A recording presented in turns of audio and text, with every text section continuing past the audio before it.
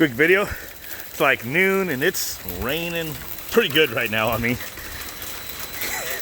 And the sun is blocked behind all that. I just opened this up just expect to see, you know, it drawing all the power off the utility, but first stage, it's actually only drawing 3 amps. So if you pull the DC power, I don't push my luck there, man. Going up 6, 7 amps, kind of toggling between 6 and 7 amps.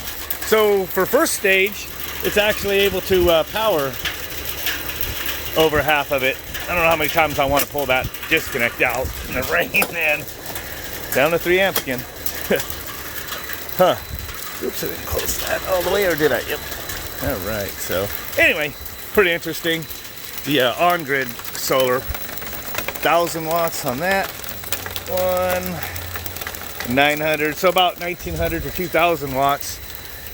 It's actually kind of producing somewhat, but anyway, kind of interesting that my off-grid over there though is reducing it from 6 or 7 amps down to 3 with this weather.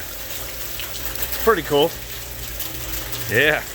The next thing I am really going to get going on is hooking up the batteries.